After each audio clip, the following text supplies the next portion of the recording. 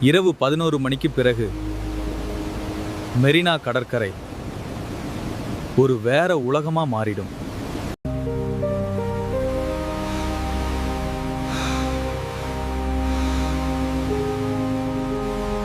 அந்த நாள் அருண் தனியா அங்கே வந்தா, மனசுல நிறைய சுமையுடன். அவன் மட்டும் இல்ல, தூரத்தில்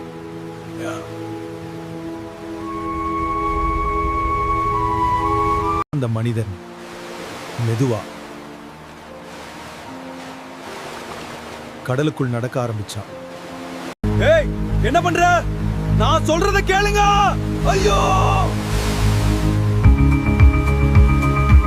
அடுத்த நாள் காலை அதே இடத்துல ஒரு உடல் கரை ஒதுங்கியது. போலீஸ் சொன்னது தற்கொலை.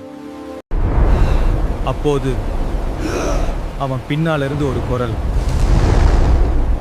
நீயும் பார்க்க வந்தாயா? அவன் திரும்பினான்.